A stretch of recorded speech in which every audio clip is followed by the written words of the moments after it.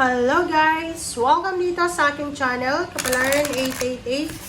Welcome! Alamin natin kung anong messages, vibration, gabay energy para to sa lahat ng Taurus. Okay. Taurus, alamin natin kung anong messages para sa'yo. Weekly reading para sa lahat ng Taurus. So, comment down below if you resonated. And please connect your intuition sa barahan natin. So, kung ano yung barahang lumabas, please connect your intuition. Okay, Priestess. High Priestess.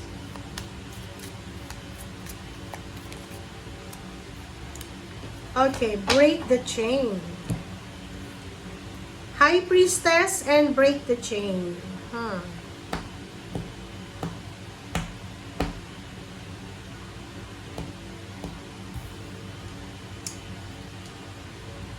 Okay, break the chain, Taurus. Ancestral patterns, healing, rewriting the future. Nakikita ko dito, meron na Taurus na pwedeng isinilang siya sa isang family dynamics na sobrang ang daming hatred, resentment, mga competition, away, inggitan, jealousy, mga masasama na kapamilya, parang gano'n. So,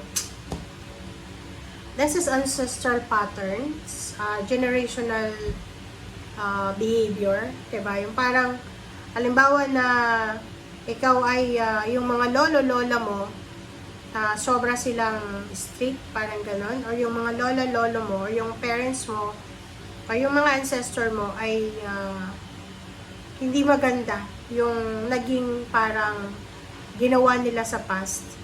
And sinasabi ng barahan na hindi ibig sabihin na dahil kadugo mo sila, dahil apo ka nila, dahil anak ka nila, you need to follow.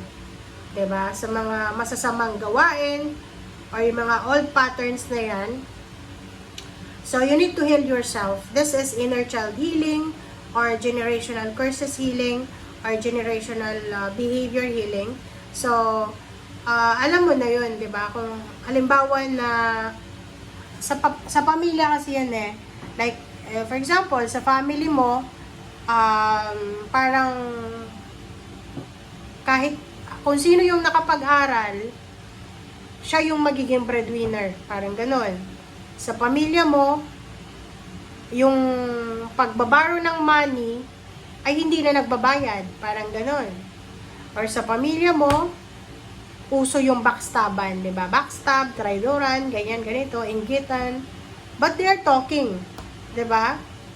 Yung parang normal lang na maging masama. Parang ganun. Or normal lang na makasakit ng kapwa.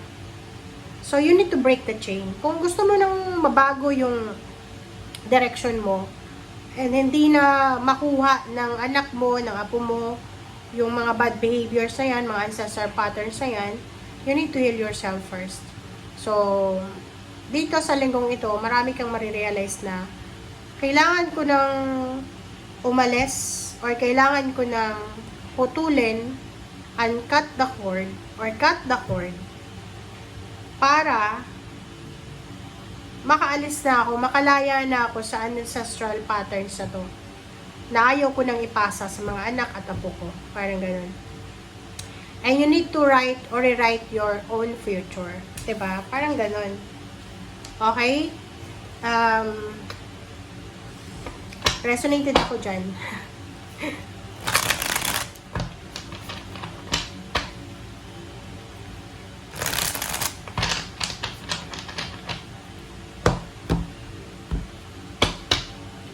Okay, first card natin is 7 of Cups, 2 of Pentacles.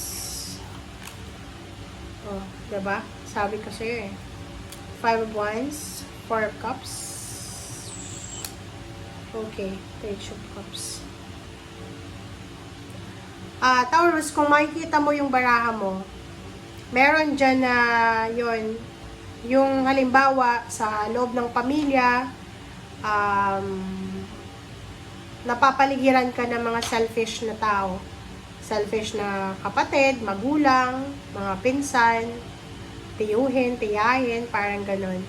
And sinasabi ng bara sa'yo dito na hindi mo kailangan na maghintay para magbago sila eh.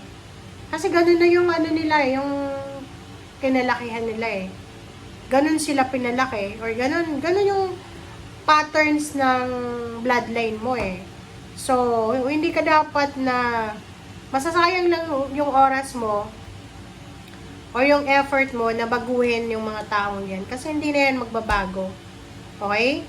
Seven of Cups, Two of Pentacles, sinasabi ng bara sa'yo na ikaw mismo sa sarili mo, you have choice and option kung paano mo babaguhin yung sarili mo. Especially sa usaping pera.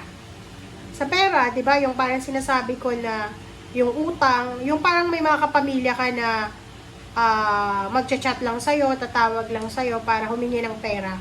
Hindi para umutang, pero humingi ng pera. Pahingi ng ganyan, pahingi ng ganyan. Yung parang akala nila may bangko ka, sarili kang bangko. And pag hindi mo na pagbigyan, aawayan ka. Okay? And i-ghost ka. Ghosted ka. Diba? So, nakikita ko sa'yo na in the future, dapat na matuto ka na. Or this week talaga, makakaranas ka ng realization. Parang awakening siya. Magigising ka sa mga ancestral patterns na kinalakihan mo. And maganda yun kasi hindi mo na maipapasa yun sa mga anak mo or sa apo mo or sa mga susunod mo pang henerasyon. Okay? Kasi nakakaano yun eh. Sobrang toxicity and negativity yun eh. Parang ano yan eh. Anong tawag dyan? Patterns kasi yan eh. Yung sinusunod-sunod, diba? Mga basta sa pamilya yan. Okay. Oh, sorry. Okay. Taurus. Nagalaw ko yung ano mo ah. Okay, pasensya na guys kung medyo mabagal tayo. Okay, sinisipon kasi ako eh. Okay, Three of Cups. Taurus, prepare yourself for celebration.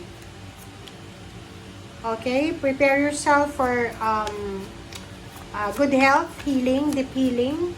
So, talagang sinasabi ng bara sa'yo dito na merong transformation, big, huge, enormous transformation na posibleng darating sa'yo. Like, kung may halimbawa may mga kailangan kang baguhin sa buhay mo, kung ano man ito, once na nabago mo na siya, ay posibleng magdadala yan sa'yo ng sobrang, ano yun, ng parang freedom. Okay, Page of Cups. Sinasabi ng bara sa'yo, huwag kang mag-alala kasi in the near future, posibleng bago na yung dynamics mo, yung family dynamics, okay? And Temperance na reverse, iwasan natin yung palaging mainitin ng ulo kasi pwede kang makahanap ng kaaway sa linggong ito. Kailangan mo lang kalmahin, kalma ka lang, okay? So, yun lang guys ang nakikita ko sa inyo ngayon. Hindi ko alam kung bakit ganito lang yung message sa'yo.